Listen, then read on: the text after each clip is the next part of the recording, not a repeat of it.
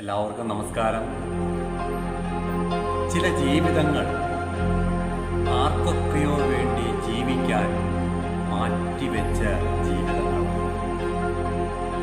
അവരുടെ ജീവിതങ്ങളെ നമ്മൾ ശ്രദ്ധിച്ചാൽ നമുക്ക് മനസ്സിലാകും, എല്ലാ സങ്കടങ്ങളും ഉള്ളിലൊതുക്കി പരാതികളില്ലാതെ പരിഭവങ്ങളില്ലാതെ ചെറുപുഞ്ചിരിയോടെ എല്ലാവരോടും ഇടപെടുന്നവർ.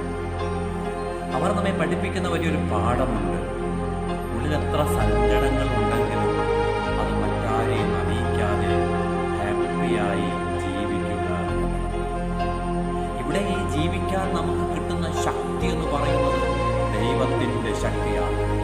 അതുകൊണ്ട് ബൈബിൾ നമ്മെ പഠിപ്പിക്കുന്ന ഒരു വാക്യമുണ്ട്, എന്നെ ശക്തനാക്കുന്നവൻ മുഖാന്തരം ഞാൻ സകലത്തിനും മതിയായവൻ.